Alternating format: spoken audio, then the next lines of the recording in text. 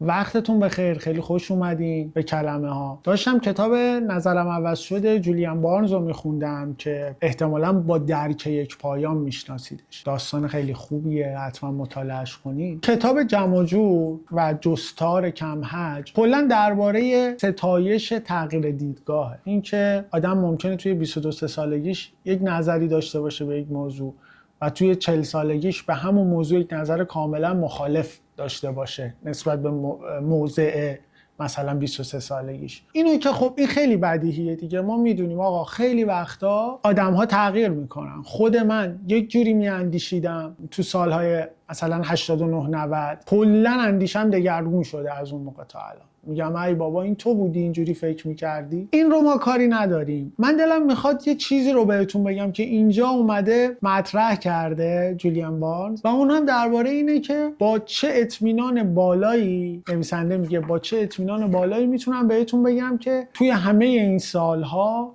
نظرم درباره این مسائل تغییر نکرده و ثابت مونده. از روی این چند مورد رو براتون میخونم که نظر استاد ثابته توش، بعد درباره یکیش باهاتون حرف میزنم. خب درباره برتری عشق، درباره برتری هنر و اعتقاد به این که ادبیات بهترین نظامی است که برای درک جهان داریم، درباره اطمینان کامل به این که مرگ منجر به فراموشی مطلق و ابدی می شود، درباره این که غیر مذهبی ها هم درست به اندازه مذهبی ها پایبند به اخلاق یا بی توجه به اخلاق هستند، چه بسا پایبندتر باشند چون اخلاقیاتشان حاصل تأمل خودشان است. یه 10-11 مورد اینجا لیست کرده از چیزهایی که نظرش رو دربارش تغییر نداده تو این سالا و حتی عقیده‌اش صفر هم شده نسبت به قبلا. میگه ادبیات بهترین نظامی است که برای درک جهان داریم. ما برای اینکه پدیده‌های جهان رو بشناسیم، بفهمیم که مسائل چطوری دارن کار میکنن، موضوعات چطوری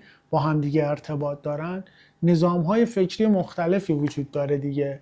مثلا میتونیم به دین مراجعه کنیم، به فلسفه مراجعه کنیم، به ادبیات مراجعه کنیم. خب ادبیات بهترین نظام برای درک جهان. جولیان بارنز میگه چقدر جالبه ما با ادبیات میتونیم تفاوت آدم‌ها رو بشناسیم، شباهت‌هاشون رو بشناسیم، خلبازی‌هاشون رو بشناسیم، حماقت‌هاشون رو بشناسیم. ادبیات به ما رابطه های پیچیده انسانی رو نشون میده. اینکه چطور گاهی یک کلمه، یک جمله، یک کنش خیلی کوچیک میتونه یک رابطه رو از هم بپاشونه و واقعا هم خیلی نظام خوبیه برای درک جهان. ادبیات به ما نشون میده که راجع به یک موضوع واحد چقدر نظر متفاوت وجود داره. هر انسانی چقدر میتونه به ما نزدیک باشه و در عین حال از ما دور باشه از نظر فکری. ادبیاتی که عرصه پذیرش تفاوت هاست، عرصه پذیرش گرایش هاست. پذیرش نه به معنای اینکه قبولش کنیم، به معنای که بدونیم وجود داره، به معنای اینکه بدونیم هست، به معنای اینکه کنارش بتونیم همزیستی کنیم. برام نظرهاتون رو بنویسین